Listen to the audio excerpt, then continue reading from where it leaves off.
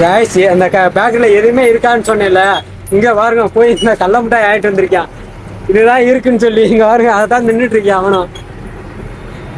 ஏன்டா இங்க ஃபுல்லா ஒரே பேக் தான். நல்ல இங்க வேற எங்கேயுமே பேக்கரி எனக்கு தெரிஞ்சு இல்ல.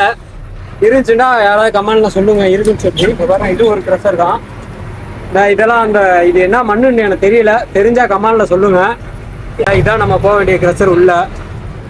இதான் யோகா க்ரஷரு. சரி யோகா க்ரஷரு.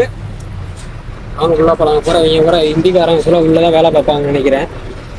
உள்ள திரும்பிட்டோம். இந்த ஒரு வண்டியெல்லாம் லோடு பிடிச்சி தான் நிற்குது. காசி ராசான்னு சொல்லி ஒரு வண்டி. எங்க பின்னாடி ஒரு வண்டி வந்துச்சு, அந்த வண்டி முன்னாடி போயிடுச்சு. ஏன்டா நாங்கள் அங்கே நிப்பாட்டணும்ல, அதனால தான் இங்கே வந்து எடை போட்டு தான் உள்ளே போனோம். வண்டியோட எடையை இது பண்ணிக்குவாங்க. ப்ரெஷரில் ஒரு சவுண்டு வரும், ரெக்கார்ட் ஆகாதான்னு பாருங்க. வீன்னு சொல்லி ஒரு சவுண்டு வரும். ரெக்கார்ட் ஆயிருக்குன்னு நினைக்கிறேன்.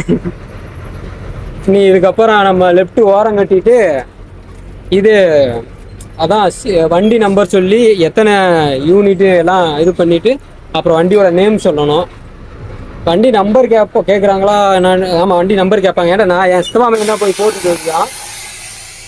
காய்ஸ் அங்கே ஒரு டிப்பர் வந்து லோடை கொட்டி விடுது, எதுக்குன்னு தெரில.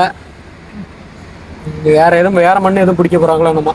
இதான் எம்சாண்டு. நான் நிறைய டைம் சொல்லியிருக்கேன், வரப்போலாம் சொல்லியிருக்கேன். இப்போ நம்ம வந்து இந்த எம்சாண்டு தான் பிடிக்க போகிறோம். இங்கே பாருங்கள் மலை மாதிரி குமிச்சு வச்சுருக்காங்களா. அதே மாதிரி வந்து இதில் வந்து இப்போ தண்ணியே இருக்காது. குவாரி வண்டி தான் அங்கே ஒரு வண்டி நான் தான் ஏற்கனவே காமிச்சிருக்கேன். அது லோடோட நிற்கிது. இது லோடு தட்டிட்டு வந்து நிற்கிது. சரி தட்டிட்டு வந்துட்டு போயிட்டுருக்கு.